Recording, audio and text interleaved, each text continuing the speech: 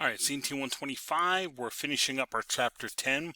The last podcast, I kind of ran out of time to hit all these well, so I'm just going to recap these here as a just in case I didn't hit a piece. So when we're talking administrative credentials, any kind of administrative account, we should be factoring in these things, these kind of limits, if you will. Limit to just what they need. So limited use, give them access to just what they need access to and nothing higher, if you will. So if they're logging and dealing with accounts, great. Maybe you're limiting that they can't delete. They can create, but they can't delete. Maybe it's like a new IT tech person. You can create, but you can't delete accounts. Maybe somebody higher gets the ability to delete kind of thing. Just that kind of idea.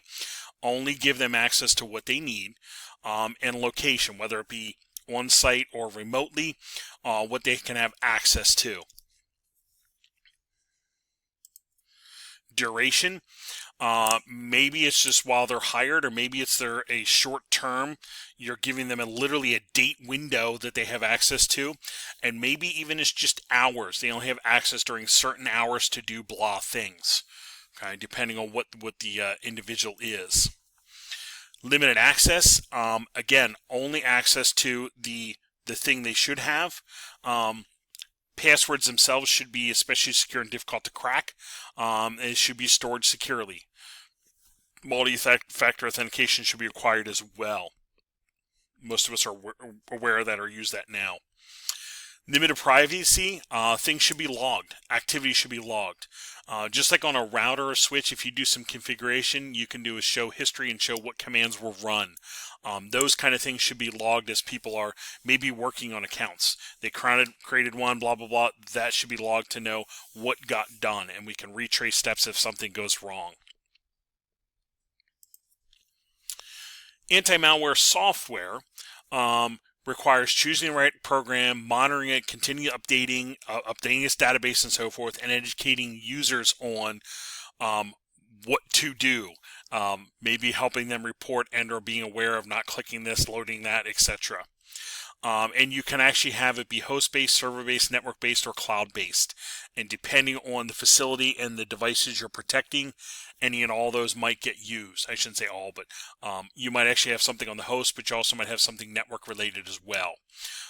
That is not uncommon to have.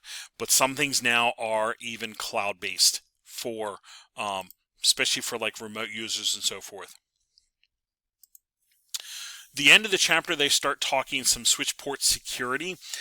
We are going to actually earlier in the chapter, I think back in like 9, maybe even 7, they talked about some switch port security. We are going to do switch port security with our Chapter 10 lab. So these things are going to get even more familiar to you. Any ports that aren't getting used should be shut down. I don't want to accidentally be able to plug into a port and have it be an active connection to the network. Think about it as you walk through a building, if you see outlets in the hallway or in a lobby area, you don't want Joe Schmo to be able to plug into there and have an active network port. That should be shut down until it's needed for a purpose. And that purpose might be, there might be a table there with a vendor that's advertising or need access to.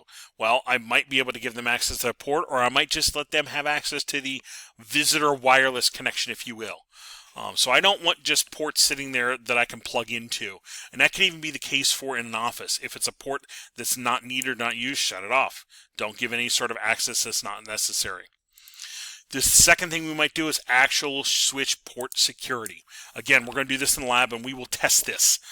We will put it in place and then we will test it to see that it actually shuts down a port. So we do a couple things. We select the range of ports that we want security on. So in the lab, we just do a handful for testing purposes. We make sure that's access mode as opposed to trunk. We indicate we're going to use security. And we say, hey, we want to have a max MAC address of 1.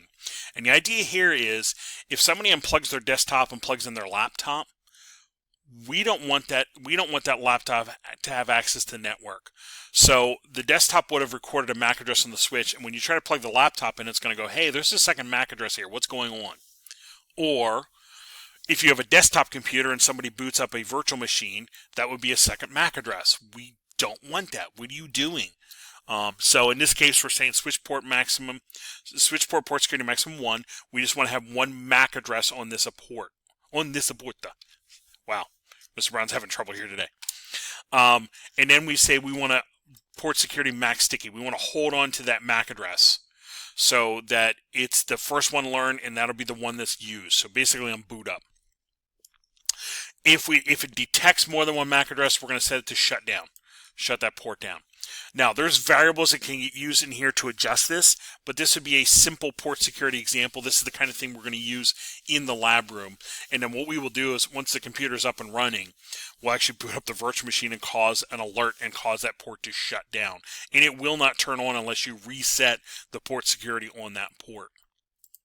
So somebody in an office situation that tries to like unplug their desktop to plug in a laptop or even an access point so they can connect their wireless laptop or device or whatever, that would detect that and shut that port down. And that's basically helping you with security. Some other stuff that can get done is DHCP snooping. DHCP snooping is you're watching the DHCP traffic move back and forth. And here you're indicating this is trusted. In other words, this traffic, a DHCP request going this way and a reply going this way is all trusted. What I don't want to have is somebody on their laptop trying to act like a DHCP server and give out IP addresses to people to start a man-in-the-middle type attack. So any DHCP offers coming this way is like, that's not trusted. I don't know who you are. So I can do DHCP snooping config on a switch to block this untrusted DHCP traffic coming into the network when it should not be. Also can do dynamic ARP inspection to protect against ARP spoofing attacks, or ARP poisoning or ARP cache poisoning. Remember, ARP is when I have a MAC, I'm getting the IP address. So these tend to work together. This tends to work together with your DHCP to stop that. When dynamic ARP inspection is enabled, the switch compares incoming message with its DHCP snooping binding to determine whether the message source IP address is appropriately matched with its source MAC address. Again, these tend to work in tandem to help block this attacker from trying to get pass information or false information into the network. Last but not least, when we talk security, we need to also think about asset disposal. We can't just take the computers off desks and take them in the dumpster. We can't do that. For one, we can't do that for environmental reasons. But two, we don't know what data is on those hard drives or those drives. So there needs to go through a process where you're wiping out the data on there and maybe putting a base level OS on that was on it when you bought it, or literally wiping out the whole drive, that there's nothing on there before it gets sold or auctioned or sent back to the provider if you lease these computers. And there's actually regulations to be followed here, right here, certificate of electronic equipment destruction that needs to be followed for making sure your company data is protected and you're not passing drives out that have spreadsheets of payroll and those sorts of things on. There needs to be a process for disposing of your computers and assets and so forth. One for environmental, two for data leak issues. There should be an overview of Chapter 10.